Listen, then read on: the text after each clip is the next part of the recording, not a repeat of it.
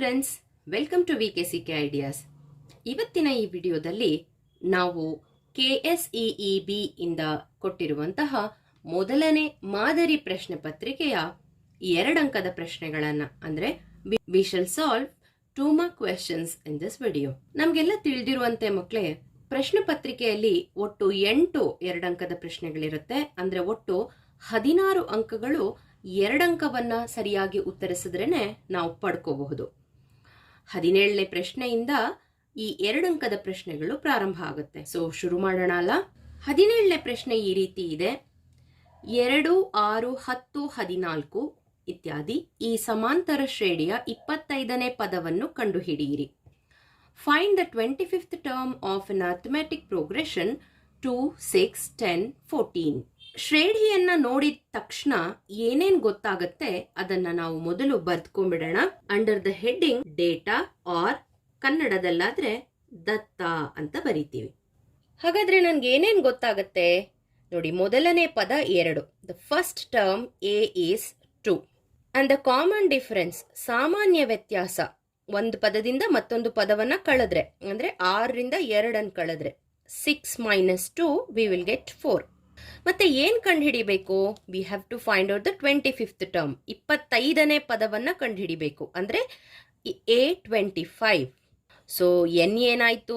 ಎಷ್ಟನೇ ಪದ ಅಂದ್ರೆ 25 ಅಂತ ಬರೀತೀವಿ. ಸೂತ್ರವನ್ನ ಹಾಕೊಳ್ಳೋಣ. ನನ್ನ ಜೊತೆಗೆ ನೀವು ಸೂತ್ರವನ್ನ ರಿಪೀಟ್ ಮಾಡಿ. AN is equal to A plus n minus 1 into D. ಈಗ ಸಬ್ಸ್ಟಿಟ್ಯೂಷನ್ ಮಾಡೋದಷ್ಟೇ ಬಾಕಿ ಇದೆ. ಎ ಜಾಗದಲ್ಲಿ 2 ಬರಿತೀವಿ. ಎನ್ ಎಷ್ಟು ಪದಗಳು ಅಂದ್ರೆ 25 ಇದೆ. 25ರಲ್ಲಿ 1 ಕಳೆಯೋಣ. ಡಿ ಗೊತ್ತಿದೆ ನಮಗೆ 4. ಸೊ 2 ಪ್ಲಸ್ 25ರಲ್ಲಿ 1 ಹೋದ್ರೆ 24 ಇಂಟು 4. ಮೊದಲು ಗುಣಿಸ್ಬೇಕು, ಆ ನಂತರ ಕೂಡಬೇಕು. 4 4 16 ದಶಕ 1 4 8 1 9 96. So AN will be 96 plus 2, that is 98. This will be our answer. We'll go for the next question. 3, 8, 13 ಇತ್ಯಾದಿ ಸಮಾಂತರ ಶ್ರೇಣಿಯ ಮೊದಲ 20ನೇ ಪದಗಳ ಮೊತ್ತವನ್ನು ಸೂತ್ರ ಉಪಯೋಗಿಸಿ ಕಂಡುಹಿಡಿಯಿರಿ. Find the sum of first 20 terms of the arithmetic progression 3, 8, 13 using the formula. ಅಂದ್ರೆ ನಾವು ಸೂತ್ರವನ್ನ ಉಪಯೋಗಿಸಿ ಮೊತ್ತ ಸಮ್ಮನ್ನ ಕಂಡುಹಿಡಿಬೇಕು.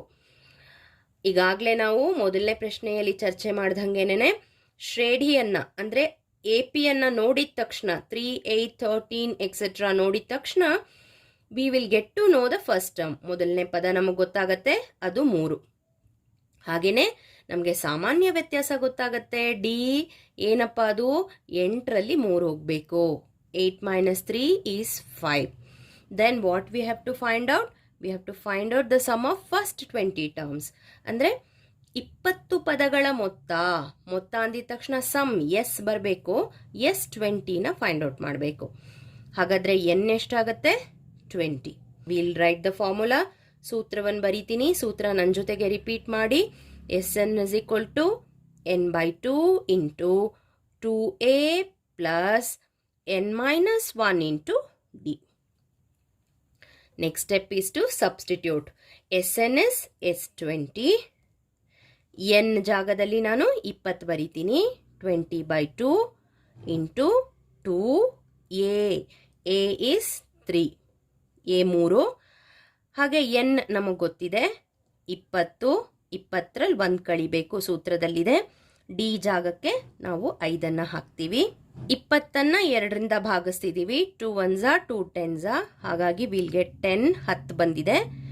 2 3ಲಿ 6 ಪ್ಲಸ್ 20ರಲ್ಲಿ 1 ಹೋದ್ರೆ 19 into 5. 10 into 6 plus 19 into 5 is 95. 19 95. 10 95ಕ್ಕೆ 6 ಕೂಡಿದ್ರೆ 101. 101. 101 into 10 10. 10 is the sum of 20 terms. 20 ಪದಗಳ ಮೊತ್ತ ನಮಗೆ 1010 ಅಂತ ಬಂದಿದೆ. 18ನೇ ಕ್ವೆಶ್ಚನ್ ಅಲ್ಲಿ ಚಾಯ್ಸ್ ಇದೆ ಅಥವಾ ಪ್ರಶ್ನೆ ಇದೆ. ಏನಪ್ಪಾ ಅದು ಅಂದ್ರೆ 6ರಿಂದ ಭಾಗಿಸಲ್ಪಡುವ ಮೊದಲ 30 ಧನ ಪೂರ್ಣಾಂಕಗಳ ಮೊತ್ತವನ್ನು ಕಂಡುಹಿಡಿಯಿರಿ. Find the sum of the first 30 positive integers divisible by 6. ನೋಡಿದ ತಕ್ಷಣ ನಾವು ಏನ್ ಬರ್ಕೋಬೇಕು? 6ರಿಂದ ಭಾಗಿಸಲ್ಪಡುವ ಮೊದಲ 30 ಧನ ಪೂರ್ಣಾಂಕಗಳು. First 30 positive integers divisible by 6. ಹಾಗಾದ್ರೆ 6 plus 12 plus 18 etcetera up to 30 terms ಬರ್ಕೋಬೇಕು. ನಾವು ಆಸ್ ವಿ ಡಿಡ್ ಅರ್ಲಿಯರ್ ಮೊದಲು ಮಾಡ್ದಂಗೆ ಮೊದಲನೇ ಪದ ಗೊತ್ತಾಗತ್ತೆ ಎ 6, ಹಾಗೆ ಡಿ ಗೊತ್ತಾಗತ್ತೆ 12 ಮೈನಸ್ 6, 12ರಲ್ಲಿ 6 ಹೋದ್ರೆ 6, ಎನ್ ಗೊತ್ತಾಗ್ಬಿಟ್ಟಿದೆ ನಮಗೆ 30, ಎಸ್ 30 ಕಂಡುಹಿಡಿಬೇಕು. ಅಂದ್ರೆ 30 ಪದಗಳ ಮೊತ್ತವನ್ನ ಕಂಡುಹಿಡಿಬೇಕು. ಫಾರ್ಮುಲಾ ಹಾಕೊಳ್ಳೋಣ.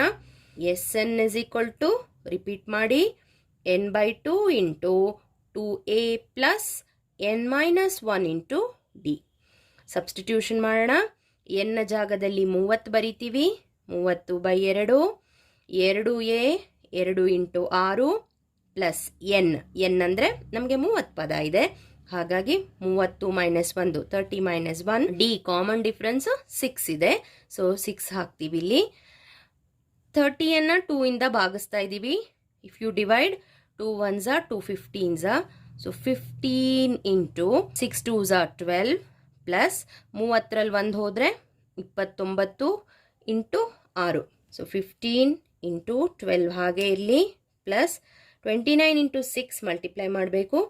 6 9 54, 5 ಉಳಿಯುತ್ತೆ, 6 12, 12 5 17, 174 ಆಯಿತು. 15 12ಕ್ಕೆ 174 ಕೂಡಿ 15 ಇಂಟು 186 ಗುಣಿಸ್ಬೇಕು. ಗುಣಿಸಿದ್ರೆ ನಮಗೆ 2790 ಬರುತ್ತೆ.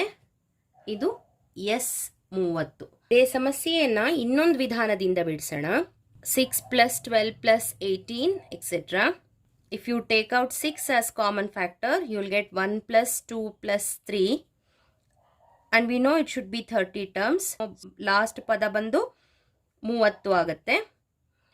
ಇಲ್ಲಿ ಗಮನಿಸಿ, 1 ಪ್ಲಸ್ 2 ಪ್ಲಸ್ 3 ಇತ್ಯಾದಿ ಇದೇನಿದೆ ಇದು ಸ್ವಾಭಾವಿಕ ಸಂಖ್ಯೆಗಳು. These are natural numbers. Sum of natural numbers find out ಮಾಡುವಂತಹ ಫಾರ್ಮುಲಾ ಹಾಕೋಬಹುದು ನಾವು.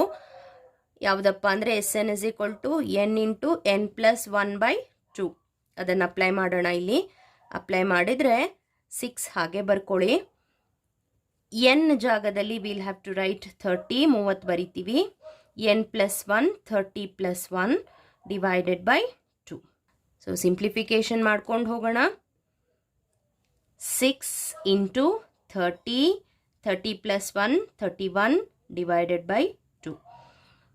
Again 2 1s are 2 3s are 3 ಸಲಿ 3 ಇಂಟು 30 90 90 ಆಗುತ್ತೆ ಇಂಟು 31.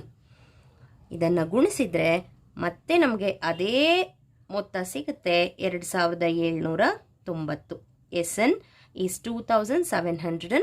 19ನೇ ಪ್ರಶ್ನೆಗೆ ಬರೋಣ. ಸಾಲ್ವ್ ಅಥವಾ ಬಿಡಿಸಿ ಅಂತ ಇದೆ ಕನ್ನಡದಲ್ಲಿ. 3x plus Y is equal to 15, 2x minus Y is equal to 5. ಇದು ಲೆಕ್ಕ ನೋಡಿದ ತಕ್ಷಣ ನಮ್ಗೆ ಅರ್ಥ ಆಗ್ತಿದೆ. ಇದು ಲೀನಿಯರ್ ಈಕ್ವೇಷನ್ಸ್ ಲೆಕ್ಕ, ರೇಖಾತ್ಮಕ ಸಮೀಕರಣಗಳು ಪಾಠದ್ದು. ಇದನ್ನು ನಾವು ವರ್ಜಿಸುವ ವಿಧಾನದಿಂದ ಬಿಡಿಸ್ಬೋದು. 3x plus Y is equal to 15 15, 2x minus Y is equal to 5. ಇಲ್ಲಿ ಎಕ್ಸ್ ಅಥವಾ ವೈ ಅನ್ನು ವರ್ಜಿಸಬೇಕು. ಅಂದರೆ ವಿ ಹ್ಯಾವ್ ಟು ಎಲಿಮಿನೇಟ್ ಮಾಡೋಕ್ಕೆ ವೈ ಈಸಿ ಆಗಿದೆ, ಬಿಕಾಸ್ ಕೋಎಫಿಷಿಯೆಂಟ್ಸು 1 ಅಂತ ಇದೆ. ಹಾಗಾಗಿ ಇದನ್ನು ನಾವು ವರ್ಜಿಸ್ಬೋದು. ವರ್ಜಿಸಕ್ಕೆ ಯಾವ ಮೂಲ ಕ್ರಿಯೆ ಆಯ್ಕೋಬೇಕು ಅಂದರೆ ನಾವು ಕೂಡೋಣ, ಆ್ಯಡ್ ಮಾಡೋಣ. ಆ್ಯಡ್ ಮಾಡಿದ್ರೆ 3x ಪ್ಲಸ್ 2x 5x ಆಗುತ್ತೆ. Plus Y minus Y cancel ಆಗೋಯ್ತು. 15 ಪ್ಲಸ್ 5 20 ಆಗುತ್ತೆ. ನಾವು we got an equation 5x is equal to 20. ಈ ರೀತಿಯ ಒಂದು ಸಣ್ಣ ಸಮೀಕರಣ ಸಿಕ್ಕಿದೆ ನಮಗೆ. ಈಗ 5xಗಳ ಬೆಲೆ 20 ಆದರೆ ಎಕ್ಸ್ನ ಬೆಲೆ ಕಂಡುಹಿಡಿಬೇಕಂದ್ರೆ 20ನ್ನು 5ರಿಂದ ಭಾಗಿಸ್ಕೋಬೇಕು. ಕ್ರಾಸ್ ಮಲ್ಟಿಪ್ಲೈ ಮಾಡಿದ್ದೀವಿ. 5 1s 5 4s, 5 1 5 4. ಸೊ ಎಕ್ಸ್ ಬೆಲೆ 4 ಅಂತ ಬಂತು. ಒಂದ್ಸಲಿ ಎಕ್ಸ್ ಬೆಲೆ ಗೊತ್ತಾಗಿದ ತಕ್ಷಣ ನಾವು ಯಾವುದಾದ್ರೂ ಒಂದು ಸಮೀಕರಣದಲ್ಲಿ ಎಕ್ಸ್ಗೆ ಸಬ್ಸ್ಟಿಟ್ಯೂಟ್ ಮಾಡಿದ್ರೆ ನಮಗೆ ವೈನ ಬೆಲೆ ಸಿಗುತ್ತೆ. ಸೊ ಫಸ್ಟ್ ಈಕ್ವೇಷನ್ ತಗೋತಾ ಇದ್ದೀನಿ. ಎಕ್ಸ್ ಇಸ್ ಈಕ್ವಲ್ ಟು 4 ಅನ್ನೋ ಬೆಲೆಯನ್ನು ನಾವು ಮೊದಲನೇ ಸಮೀಕರಣ ಅಂದರೆ 3x + y is equal to 15 substitute ಮಾಡಬೇಕು. ಅಂದರೆ we are going to replace X by 4. X ಜಾಗದಲ್ಲಿ 4 ಬರ್ಕೊಂಡಿದ್ದೀನಿ. ಇವಾಗ 3 4 12, 12 + y ಈಸ್ ಈಕ್ವಲ್ ಟು 15 ಅಂತ ಬರೆದೆ. ಈಗ y ಬೆಲೆ ಬೇಕು ಅಂದರೆ ನಾನು 15ರಲ್ಲಿ 12 ಕಳಿಬೇಕು. 15ರಲ್ಲಿ 12 ಕಳೆದ್ರೆ 3 ಬರುತ್ತೆ. ಅಂದರೆ ನಮಗೆ y ಈಸ್ ಈಕ್ವಲ್ ಟು 3 ಅಂತ ಬೆಲೆ ಬಂದಿದೆ. X is equal to 4, y is equal to 3 ಅನ್ನೋದು ಕೊಟ್ಟಿರುವಂತಹ ಸಮೀಕರಣಗಳ ಬೆಲೆಗಳಾಗಿದೆ. Solve by using the formula x² - 3x + 1 is equal to 0. ವರ್ಗ ಸಮೀಕರಣದ ಸೂತ್ರವನ್ನು ಉಪಯೋಗಿಸಿ ಬಿಡಿಸಿ. ಅಂದರೆ ಕ್ವಾಡ್ರಾಟಿಕ್ ಫಾರ್ಮುಲಾ ಯೂಸ್ ಮಾಡಿ ನಾವು ಈ ಒಂದು ಸಮೀಕರಣವನ್ನು ಬಿಡಿಸಬೇಕು. ಮೊದಲು ಸಮೀಕರಣವನ್ನು ಬರ್ಕೊಳ್ಳೋಣ. We shall write the equation. -3x + 1 is equal to 0. There is no coefficient with x². ಹಾಗಾಗಿ ಅದರ ಸಹಗುಣಕವನ್ನು 1 ಅಂತ ತಗೊಳ್ಳೋಣ. ಇದನ್ನ ಆದರ್ಶ ರೂಪಕ್ಕೆ ಸ್ಟ್ಯಾಂಡರ್ಡ್ ಫಾರ್ಮ್ಗೆ ಹೋಲಿಸ್ಕೊಳ್ಳೋಣ. ax² + bx + c is equal to 0. a b ಸಿಗಳ ಬೆಲೆಯನ್ನು ಮಾರ್ಕ್ ಮಾಡ್ಕೊಳ್ಳೋಣ. a ಬೆಲೆ 1, b ಬೆಲೆ -3, ಸಿ ಬೆಲೆ 1. ಈಗ ನಾವು ಕ್ವಾಡ್ರಾಟಿಕ್ ಫಾರ್ಮುಲಾ ಬರೆಯೋಣ. x is equal to -b ± square root of b² - 4ac whole divided by 2a. ಈಗ values of a b c substitute ಮಾಡುವಂತಹ ಸಮಯ. -b ವ್ಯಾಲ್ಯೂ ಆಫ್ b -3 ಆಗಿದೆ. ಸೊ -3 ಸಬ್ಸ್ಟಿಟ್ಯೂಟ್ ಮಾಡೋಣ. ± ಫಾರ್ಮುಲಾದಲ್ಲಿ ಏನಿದೆಯೋ ಅದು ಹಾಗೆ ಬರಿತೀನಿ. ಸ್ಕ್ವೇರ್ ರೂಟ್ ಆಫ್ ಹಾಗೆ ಇರಲಿ. b² b ಜಾಗದಲ್ಲಿ -3 ಬರಿಬೇಕು. -4ac a ಜಾಗದಲ್ಲಿ 1, ಸಿ ಜಾಗದಲ್ಲಿ 1. ಸೊ ಸಬ್ಸ್ಟಿಟ್ಯೂಷನ್ ಮಾಡಿದ್ದೀವಿ ನ್ಯೂಮರೇಟರಲ್ಲಿ. ಡಿನಾಮಿನೇಟರಲ್ಲೂ ಮಾಡೋಣ. 2 × a ಈಸ್ 1. ಈಗ ಸಿಂಪ್ಲಿಫಿಕೇಶನ್ ಮಾಡುವಂಥ ಕೆಲಸ. -× -+3 ± square root of -3 whole square ಅಂದರೆ -3ಯನ್ನು 2 ಸಲ ಗುಣಿಸ್ಬೇಕು. -3 × -3 +9 ಚಿಹ್ನೆ minus. 4 × 4 4 × 4 9 - 4 whole divided by 2. So 3 ± square root of 9 - 4 9ರಲ್ಲಿ 4 ಹೋದರೆ 5 ಹೋಲ್ ಡಿವೈಡೆಡ್ ಬೈ 2. ಇಲ್ಲಿ √5 ಮತ್ತೆ ಫರ್ದರ್ ಸಿಂಪ್ಲಿಫಿಕೇಶನ್ ಮಾಡೋಕ್ಕಾಗಲ್ಲ. ಎಕ್ಸ್ನ ಬೆಲೆ 3 ± √5/2 ಆಗಿರುತ್ತೆ. 21ನೇ ಪ್ರಶ್ನೆ ಕೂಡ ಕ್ವಾಡ್ರಾಟಿಕ್ ಈಕ್ವೇಶನ್ ಚಾಪ್ಟರ್ ಪ್ರಶ್ನೆನೇ ಆಗಿದೆ. ವರ್ಗ ಸಮೀಕರಣ 2x² - 6x + 3 is equal to 0 the ಶೋಧಕದ ಬೆಲೆಯನ್ನು ಕಂಡುಹಿಡಿದು ಮೂಲಗಳ ಸ್ವಭಾವವನ್ನು ಬರೆಯಿರಿ. Find the discriminant of the quadratic equation 2x² - 6x + 3 is equal to 0. ಅಂದರೆ ಡಿಸ್ಕ್ರಿಮಿನೆಂಟ್ ಫೈಂಡ್ ಔಟ್ ಮಾಡಬೇಕು. ಆಮೇಲೆ will have to find the nature of roots, ಮೂಲಗಳ ಸ್ವಭಾವವನ್ನು ಕಂಡುಹಿಡಿಬೇಕು. ಹಾಗಾಗಿ ಫಸ್ಟ್ ಕೆಲಸ ನಾವು ಸಮೀಕರಣವನ್ನು ಬರ್ಕೊಳ್ಳೋಣ. Will write the equation 2x² - 6x + 3 is equal to 0. Next step ಏನು ಹೇಳಿ? ಹೌದು, ಇದನ್ನ ಸ್ಟ್ಯಾಂಡರ್ಡ್ ಫಾರ್ಮ್ ಜೊತೆ ಆದರ್ಶ ರೂಪದ ಜೊತೆಗೆ ಹೋಲಿಸ್ಕೊಳ್ಳೋಣ. ax² + bx + c is equal to 0. a b ಸಿಗಳ ಬೆಲೆಯನ್ನು ಮಾರ್ಕ್ ಮಾಡ್ಕೊಳ್ಳೋಣ. ಅದನ್ನು ಬರ್ಕೊಳ್ಳೋಣ. Value of a 2, b -6, c 3. ನಾವು ಡಿಸ್ಕ್ರಿಮಿನೆಂಟ್ ಫೈಂಡ್ ಔಟ್ ಮಾಡಬೇಕು. ಅಂದರೆ ಶೋಧಕ ಅಂತ ಏನು ಕರಿತೀವಿ ಅದನ್ನು ಫೈಂಡ್ ಔಟ್ ಮಾಡಬೇಕು. ಶೋಧಕ ಅಥವಾ discriminant is equal to b² - 4ac. b² b ಜಾಗದಲ್ಲಿ -6 -4ac. a is 2, c ಬೆಲೆ 3. -6 ಹೋಲ್ ಸ್ಕ್ವೇರ್ ಅಂದರೆ -6ನ್ನು 2 ಸಲ ಗುಣಿಸ್ಬೇಕು. -6 × -6 6 36 -4 8 8 3 24. ಸೊ ಈಗ 36ರಲ್ಲಿ 24 ಹೋದರೆ 12. ಅಂದರೆ ನಾವು ಶೋಧಕ ಅಥವಾ ಡಿಸ್ಕ್ರಿಮಿನೆಂಟ್ ಅಂತ ಏನು ಕರಿತೀವಿ ಅದರ ಬೆಲೆ 12 ಅಂತ ಬಂದಿದೆ. ನಾವು 12 is a ಪಾಸಿಟಿವ್ ವ್ಯಾಲ್ಯೂ, ಇದೊಂದು ಧನ ಸಂಖ್ಯೆ. 12 is greater than 0, ಆದ್ರಿಂದ ರೂಟ್ಸ್ ಆರ್ ರಿಯಲ್ ಅಂಡ್ ಡಿಸ್ಟಿಂಕ್ಟ್ಸ್. ಮೂಲಗಳು ವಾಸ್ತವ ಮತ್ತು ಭಿನ್ನವಾಗಿರುತ್ತದೆ. ಇಲ್ಲಿ ನೆನ್ಪು ಮಾಡ್ಕೊಳ್ಳಿ, ಶೋಧಕ ಧನ ಸಂಖ್ಯೆ ಆದರೆ ಮೂಲಗಳು ವಾಸ್ತವ ಭಿನ್ನ ಆಗಿರುತ್ತೆ, 0 ಆಗಿದ್ರೆ ಮೂಲಗಳು ವಾಸ್ತವ ಮತ್ತು ಸಮ ಆಗಿರುತ್ತೆ. ಮುಂದಿನದು 21ನೇ ಪ್ರಶ್ನೆ. ಈ 21ನೇ ಪ್ರಶ್ನೆಗೆ ಒಂದು ಚಾಯ್ಸ್ ಇದೆ, ಆ ಚಾಯ್ಸ್ ನೋಡೋಣ. Prove that the quadratic equation x² plus ax minus 4 is equal to 0 has distinct real roots. x² plus ax minus 4 is equal to 0 ಈ ವರ್ಗ ಸಮೀಕರಣದ ಮೂಲಗಳು ಭಿನ್ನ ಮತ್ತು ವಾಸ್ತವ ಎಂದು ಸಾಧಿಸಿ. ನೆನ್ಪಿಟ್ಕೊಳ್ಳಿ, ಭಿನ್ನ ಮತ್ತು ವಾಸ್ತವ ಹ್ಯಾಸ್ ಡಿಸ್ಟಿಂಕ್ಟ್ ರಿಯಲ್ ರೂಟ್ಸ್ ಅಂತ ಬರಬೇಕಂದ್ರೆ ಇಲ್ಲಿ ಶೋಧಕದ ಬೆಲೆ ಏನಿರುತ್ತೆ ಅದು ಧನ ಸಂಖ್ಯೆ ಆಗಬೇಕು. So we have to remember that delta should be a positive number. ಒಂದು ಧನ ಸಂಖ್ಯೆ ಆಗಬೇಕು ಅಂತ ನಾವು ಜ್ಞಾಪಕ ಇಟ್ಕೋಬೇಕು. ಮೊದಲು ಕೊಟ್ಟಿರುವಂಥ ಸಮೀಕರಣವನ್ನು ಬರ್ಕೊಳ್ಳೋಣ.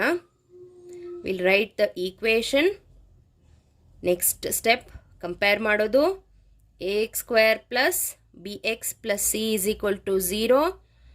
x² ಜೊತೆಗೆ ಕೋಎಫಿಷಿಯಂಟ್ ಇಲ್ಲ, ಸೊ ಕೋಎಫಿಷಿಯಂಟ್ 1 ಆಗಬೇಕು. ಎ ಬಿ ಸಿಗಳ ಬೆಲೆಯನ್ನು ಗುರ್ತು ಮಾಡ್ಕೊಳ್ಳೋಣ. ಎ ಬೆಲೆ 1, ಬಿ ಬೆಲೆ ಎ, ಸಿ ಬೆಲೆ -4. ಈಗ ಶೋಧಕವನ್ನು ಕಂಡು ಹಿಡ್ಕೊಳ್ಳೋಣ. Delta is equal to b² - 4ac. b², B ಜಾಗದಲ್ಲಿ ಎ ಬರಿಬೇಕು, -4 ac. ಎ ಬೆಲೆ 1, ಸಿ ಬೆಲೆ -4. So a² minus into minus plus 4 4s 16, 4 4 10. ಬೆಲೆ ಏನೋ a² ಪ್ಲಸ್ 16 ಬಂತು. ಆದರೆ ಅದು ಪಾಸಿಟಿವ್ ನಂಬರ್, ಧನ ಸಂಖ್ಯೆ ಅಂತ ಹೆಂಗೆ ಹೇಳೋದಪ್ಪ ಅಂದರೆ a² ಯಾವಾಗಲೂ ಪಾಸಿಟಿವ್ ನಂಬರ್. ಇದೊಂದು ಧನ ಸಂಖ್ಯೆನೇ ಆಗಿರಬೇಕು. ನೀವು ಯಾವ ಬೆಲೆ ಕೊಟ್ಟು ನೋಡಿದ್ರೂ ಕೂಡ a² ಬೆಲೆ ಧನ ಸಂಖ್ಯೆ ಆಗಿರುತ್ತೆ.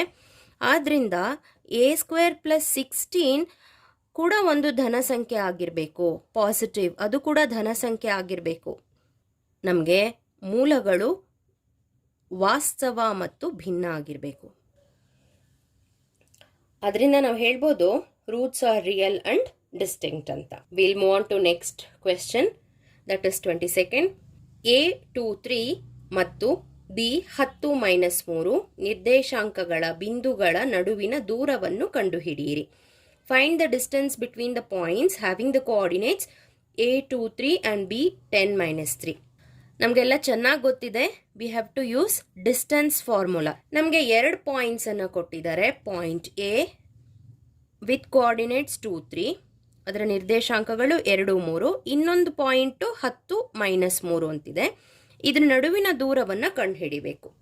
ಕೊಟ್ಟಿರುವಂತಹ ಡೇಟಾವನ್ನು ವಿಶೇಷವಾಗಿ ಈ ಥರ ಬರ್ಕೋತೀವಿ. x1 y1, x2 y2, x1 y1 2 3, x2 y2 10 - 3. ಈಗ ಡಿಸ್ಟೆನ್ಸ್ ಫಾರ್ಮುಲಾ ಬರ್ಕೊಳ್ಳೋಣ. d is equal to square root of x2 minus x1 whole square plus y2 minus y1 whole square. Substitution ಮಾಡೋಣ.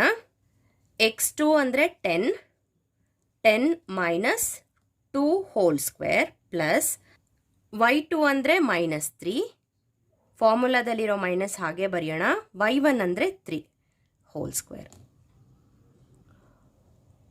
10 - 2 ಅಂದರೆ 8, 10ರಲ್ಲಿ 2 ಹೋದರೆ 8 whole square ಪ್ಲಸ್ -3ಗೆ -3 ಕೂಡಬೇಕು, ಕೂಡಿದ್ರೆ -6 ಬರುತ್ತೆ whole square. 8 square ಅಂದರೆ 8ನ್ನು 2 ಸಲ ಗುಣಿಸಿ, 8 8ಲಿ 64, 8 8 64 ಪ್ಲಸ್ 6 6 36. 64ಕ್ಕೆ 36ನ್ನು ಕೂಡಿದರೆ 100 ಬರುತ್ತೆ. 100ರ ವರ್ಗಮೂಲ 10. Square root of 100 is 10. So 10 ಮಾನಗಳು ಎ ಮತ್ತು ಬಿ ಯ ನಡುವಿನ ದೂರ. ಇದನ್ನು ಎ ಬಿ ಅಂತ ಕೂಡ ಬರೀಬಹುದು. The distance is 10 units. ಪ್ರಶ್ನೆ, A B is equal to 8 centimetre ಉದ್ದದ ರೇಖಾಖಂಡವನ್ನು ಎಳೆದು ಅದನ್ನು ಜ್ಯಾಮಿತೀಯ ರಚನೆಯಿಂದ 3:2 ಅನುಪಾತದಲ್ಲಿ ವಿಭಾಗಿಸಿ. Draw a line segment of AB is equal to 8 centimeter. And divide it in the ratio 3:2. So ಮೊದಲನೇದಾಗಿ ನಾವು 8 ಸೆಂಟಿಮೀಟರ್ದು ಒಂದು ರೇಖಾಖಂಡವನ್ನು ಎಳ್ಕೋಬೇಕು. 8 ಸೆಂಟಿಮೀಟರ್ ಮಾರ್ಕ್ ಮಾಡ್ಕೊಳ್ಳಿ. ಆಮೇಲೆ ಡ್ರಾ ದ ಲೈನ್. ಅದಕ್ಕೆ AB ಅಂತ ಹೆಸರು ಕೊಡಿ. ಒಂದು ಲಘು ಕೋನವನ್ನು ರಚಿಸಿ. Form an acute angle, say AX. We have to divide this in the ratio 3:2. 3:2 ಅನುಪಾತದಲ್ಲಿ ವಿಭಾಗಿಸಬೇಕು. ಹಾಗಾಗಿ 3ನ್ನು 2ಕ್ಕೆ ಸೇರಿಸಿ 5, ಒಟ್ಟು 5 ವಿಭಾಗಗಳನ್ನು ಮಾಡಬೇಕು. 5 ಪಾರ್ಟ್ಸ್. ಇದಕ್ಕೇನು ರೂಲ್ಸ್ ಇಲ್ಲ, ನೀವು ಎಷ್ಟು ಬೇಕಾದರೂ ಅಳತೆ ತಗೊಳ್ಳಿ, ಆದರೆ 5 ಸಮಭಾಗಗಳಾಗಬೇಕು. All 5 should be equal parts. So 1, 2, 3, 4 and the 5th one. ಹೆಸರಿಸ್ಕೊಳ್ಳೋಣ. A1, A2, A3, A4, A5. 3:2 ಅನುಪಾತ ಬೇಕು. ಸೊ 3ನೇ ಬಿಂದು ಮತ್ತು 5ನೇ ಬಿಂದು ನಮಗೆ ಬೇಕಾಗಿರೋದು. ಲಾಸ್ಟ್ 2 ಪಾಯಿಂಟ್ಸನ್ನು ಜಾಯಿನ್ ಮಾಡ್ಕೊಳ್ಳೋಣ. ನಮಗೆ BA5 ಲೈನ್ ಸಿಕ್ಕಿದೆ. ನಾವು A3ಯಲ್ಲಿ ಇನ್ನೊಂದು ಲೈನ್ ಸೆಗ್ಮೆಂಟ್ ಎಳಿಬೇಕು. ಅದು ಹೇಗಿರಬೇಕಂದ್ರೆ AB5ಗೆ ಪ್ಯಾರಲಲ್ ಆಗಿರಬೇಕು. So that we can apply the Thales theorem. Parallel ಬರೋಕ್ಕೋಸ್ಕರ angle at A5 should be equal to angle at A3. Corresponding angles ಆಗಬೇಕು. So will draw an arc at A5 with the same measurement. We'll draw another arc at A3. A5 ಅಲ್ಲಿ ಬಂದಿರುವಂತಹ ಕಂಸವನ್ನು ಅಳತೆ ಮಾಡ್ಕೊಳ್ಳೋಣ. ಅಳತೆ ಮಾಡ್ಕೊಂಡಿದ್ದೀನಿ. ಅದೇ ಅಳತೆಯನ್ನು ಇಲ್ಲಿ ಕತ್ತರಿಸ್ಕೊಳ್ಳಿ. ಈಗ ಈ 2 ಬಿಂದುನ ಸೇರಿಸ್ಬೇಕು. ಆದರೆ ಏನಾಗುತ್ತೆ, ಎಷ್ಟೋ ಸಲ ಪ್ಯಾರಲಲ್ ಬರೋದೇ ಇಲ್ಲ. ಸೊ ಒಂದ್ಸಲಿ ಸ್ಲೈಡ್ ಮಾಡ್ಕೊಳ್ಳಿ, ಮಾಡಿಕೊಂಡು ಸೇರಿಸ್ಕೊಳ್ಳಿ. So that it is exactly parallel. Now we have divided the line AB in the ratio 3:2. 24ನೇ ಪ್ರಶ್ನೆ ನೋಡೋಣ. In the given figure, find the value of sin theta and cos alpha. ಈ ಕೆಳಗೆ ಕೊಟ್ಟಿರುವ ಚಿತ್ರದಲ್ಲಿ sin theta ಮತ್ತು cos alphaಗಳ ಬೆಲೆಯನ್ನು ಕಂಡುಹಿಡಿಯಿರಿ. ಕೊಟ್ಟಿರೋ ಚಿತ್ರ ಒಂದು ತ್ರಿಭುಜದ್ದು. ಈ ತ್ರಿಭುಜದಲ್ಲಿ Q ಕೋನ ಲಂಬಕೋನ ಆಗಿದೆ. Q is 90 degree. Then what they have asked is to find out sin theta and cos alpha. Sin theta ಬರಿಬೇಕು ಅಂದರೆ ನಮಗೆ ಗೊತ್ತಿದೆ, ಅಭಿಮುಖ ಬೈ ವಿಕರ್ಣ ತಗೋತೀವಿ. ಅಂದರೆ ಆಪೋಸಿಟ್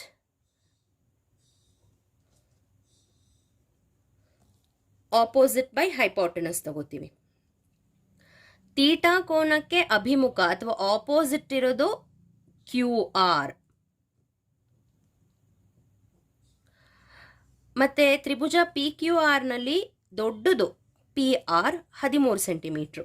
PR ಅದು ಹೈಪೋಟೆನಸ್ಸು. ಸೊ PR ಬರಿತೀವಿ. ಈಗ ಇದರ ಬೆಲೆಗಳನ್ನು ಕೊಡೋಣ. QRಗೆ 5 ಸೆಂಟಿಮೀಟರು, PR 13. ಸೊ ಸೈನ್ ತೀಟಾ 5/13 ಅಂತ ಬಂದಿದೆ. ನೆಕ್ಸ್ಟು ಕಂಡುಹಿಡಿಯೋಕ್ಕೆ ಹೇಳಿರೋದು cos alpha. So cos alpha ಮಾಡೋಣ. ಆಲ್ಫಾ ಕೋನ ಇಲ್ಲಿದೆ.